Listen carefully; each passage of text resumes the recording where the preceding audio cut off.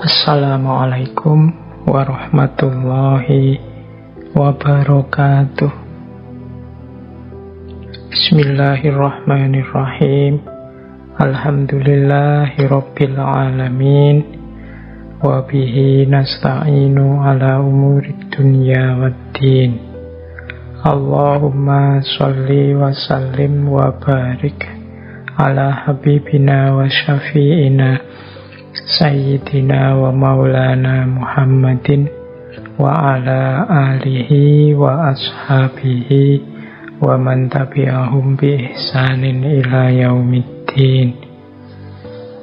Amma ba'du. Bismillah teman-teman, kita lanjutkan lagi ya ngaji filsafat kita. Malam hari ini kita masih ada di tema mengenali diri, memahami jati diri kita. Semoga teman-teman semua masih siap dan mau untuk istiqomah, nambah ilmu, nambah wawasan. Malam hari ini kita akan masuk ke tema selanjutnya. Sebenarnya melanjutkan pembahasan kita minggu yang lalu. Kalau minggu yang lalu kita membahas tentang identitas, menjawab secara lugas pertanyaan siapa aku. Malam hari ini kita akan membahas tentang mimpi. Mohon tidak disalahpahami. Meskipun mungkin nanti di awal-awal saya jelaskan beberapa filosofi mimpi, tapi sebenarnya tema mimpi yang kita angkat pada bulan ini itu mimpi yang sifatnya harapan hidup setiap orang. Jadi bukan mimpi-mimpi yang kita dapat saat kita tidur, bukan mimpi yang kita peroleh saat kita tidak sadar. Meskipun mungkin nanti di awal saya sedikit menjelaskan itu, tapi nanti sebenarnya arah kajian kita malam hari ini itu mimpi dalam arti keinginan besar, keinginan kuat, harapan-harapan hidup utama yang kita miliki. Jadi arahnya nanti ke situ. Teman-teman kan sering dengar istilah misalnya kita orang hidup itu harus punya mimpi. Kita juga sering dinasehati bermimpilah, punyalah harapan, punyalah cita-cita. Mungkin kita lebih akrab dengan kata-kata cita-cita atau harapan, meskipun sebenarnya konotasinya sama seandainya kita menggunakan kata-kata mimpi. Nanti kita lihat ya sedikit-sedikit bedanya di mana kalau kita kapan kita menggunakan kata mimpi, kapan kita menggunakan kata harapan.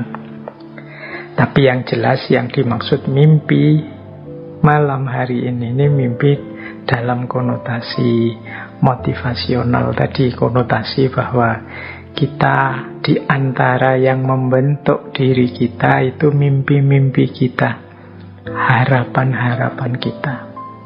Siapa kita itu jawabannya tidak selalu harus dilihat seperti apa kita saat ini. Bisa juga dilihat dari mimpi-mimpi kita itu apa, keinginan-keinginan, harapan-harapan dalam hidup kita itu apa. Nah, itu juga nanti menunjukkan siapa kita yang sebenarnya. Karena kadang-kadang orang itu tidak sepenuhnya bisa mewujudkan keinginan-keinginannya. Misalnya saya itu yo inginnya jadi orang yang yo soleh, yo pinter, yo tekun, yo rajin dan lain sebagainya. Cuma kan ada banyak keterbatasan yang membuat saya tidak bisa sepenuhnya seperti itu tadi.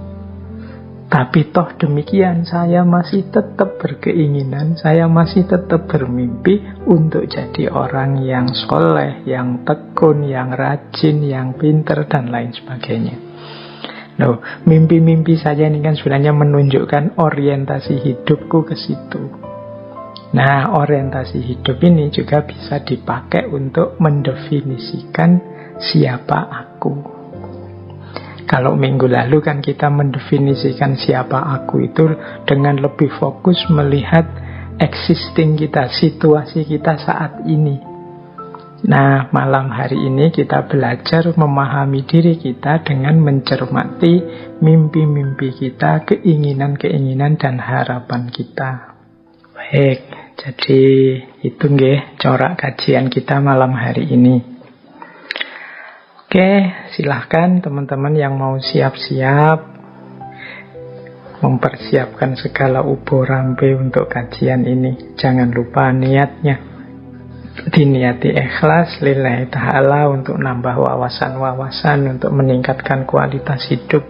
Alhamdulillah kalau nanti pada saatnya juga bisa menebarkan kebaikan, kebenaran pada yang lain.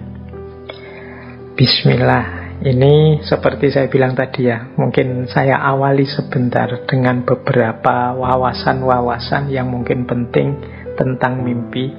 Karena bagaimanapun ini kajiannya, judulnya ngaji filsafat. Jadi saya tambah beberapa wawasan filosofis tentang mimpi. Jadi kalau harus dibagi mungkin ya, memahami mimpi ini, ada yang mengaitkannya dengan hakikat hidup ini, ada yang mengaitkannya dengan kondisi psikologis manusia, dan ada yang mengaitkannya ke aspek motivasional personal, seperti tadi yang akan kita bahas malam hari ini. Kita singgung sedikit-sedikit 3 aspek ini. Bagaimana mimpi itu hubungannya dengan hakikat hidup kita, bagaimana mimpi itu hubungannya dengan kondisi psikologis kita, dan nanti terakhir kita puncai kajian kita dengan bagaimana mimpi itu sebagai bagian yang membentuk diri kita, penciri kita. Baik, saya awali dari awal tentang filosofi mimpi. Saya masih ingat di salah satu sesi ketika dulu kita membahas tentang Imam Ghazali. Jadi kalau teman-teman membaca misalnya kitabnya Imam Ghazali yang judulnya Al-Munqidh Minad Dhalal, di situ Imam Ghazali melakukan penjelajahan keilmuan, penjelajahan intelektual saat mengalami keraguan-raguan terhadap kebenaran yang pasti. Nah, di antara yang diulas oleh Imam Ghazali itu antara lain tentang mimpi. Jadi kata Imam Ghazali di Al-Munqidh itu begini: kita ini menganggap bahwa akal pikiran kita itu kebenarannya pasti dan bisa dipertanggungjawabkan. Ini melebihi kebenaran yang kita peroleh dari panca indera. Jadi beliau kan meranking ilmu-ilmu itu yang diperoleh dari panca indera, yang diperoleh dari akal, dan nanti ilmu yang diperoleh dari pengalaman religius. Nah, menurut penjelajahannya Imam Ghazali, manusia itu cenderung sangat percaya pada kebenaran-kebenaran yang diperoleh lewat akal melebihi kebenaran yang diperoleh lewat panca indera. Lewat panca indera itu kita misalnya zaman SD dulu kan ada itu pelajaran, kita lihat gelas, ada airnya, terus dimasuki pensil. Loh, pensilnya itu kelihatan bengkok. Tapi kan kita tidak menyimpulkan pensilnya bengkok.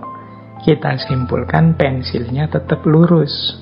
Hanya saja pandangan mata kita terdistorsi. Nah, yang bisa menyimpulkan pensil tetap lurus itu kan akal. Kalau dasarnya hanya panca indera menggunakan mata, ya pensil tadi kelihatannya sudah bengkok. Dari sini terus disimpulkan bahwa kalau begitu akal itu lebih kuat untuk menemukan kebenaran. Tapi ternyata akal juga banyak kelemahannya. Antara lain dalam hal mimpi ini. Jadi ini uraian di kitab itu ya tentang mimpi. Jadi kita itu saat mimpi itu kan akal kita juga bekerja. Kita memahami, kita mencerna hal-hal yang kita temui dalam mimpi. Saat itu kita yakin bahwa kita ini benar. Saat mimpi itu yang saya lihat itu sebagaimana saya alami. Jadi akal kita jalan, kita tanggapi apa saja dalam mimpi sebagaimana saat kita bangun. Jadi misalnya kalau kita mimpi nyebrang jalan, kita beneran minggir biar tidak ketabrak mobil. Saat mimpi itu kita mimpi melakukan apa, kita gunakan logika persis seperti saat kita bangun. Dalam mimpi itu kita merasa ini benar, ini pasti yang benar. Tetapi begitu kita bangun, ternyata terus kita sadar, ternyata yang mati-matian aku anggap benar dalam mimpi itu, begitu sadar baru aku tahu ternyata itu hanya ilusi. Ternyata itu tidak nyata. Nah ini kalau di kitab Al-Munqidh Minadh Dhalal ini dipakai untuk menyimpulkan akal juga tidak selalu mampu menangkap yang benar. Buktinya dalam mimpi itu sesuatu yang maya, yang ilusi dianggap nyata. Apalagi hari ini Imam Ghazali lahir di abad itu. Kalau hari ini ada fenomena post-truth misalnya, akal kita kan sering tertipu oleh hoax-hoax itu. Jadi yang kita anggap benar ternyata salah. Kita anggap nyata ternyata hanya ilusi, hanya maya. Nah, ini nanti jembatan untuk masuk ke beberapa gagasan filosof tentang mimpi, tentang filsafat mimpi. Nah, dari sini kemudian muncul pandangan bahwa sebenarnya hakikat hidup kita di dunia ini itu seperti mimpi. Yang kita anggap nyata, konkret, apa adanya, realistis dan lain sebagainya, itu kan yang kita hadapi hari ini. Itu persis seperti kalau kita mimpi. Kalau kita mimpi itu kan kita merasa persis seperti hidup hari ini.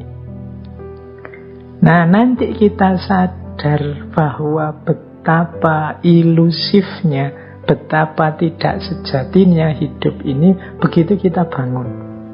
Nanti beberapa sufi menjelaskan orang bangun itu waktu kita nanti sesudah kita meninggal masuk ke alam barzah, alam yang lebih sejati, baru kita sadar betapa dunia itu tidak penting, betapa dunia itu sifatnya maya, sifatnya ilusi saja. Makanya saya teringat ada satu kata-kata yang masyhur sekali. Ini saya belum berani bilang ini hadis, meskipun ada yang bilang hadis, karena ada yang bilang juga ini sebenarnya qaulnya Ali bin Abi Thalib. Ada juga yang bilang ini sebenarnya qaulnya seorang sufi yang bernama Sahel Al-Tustari.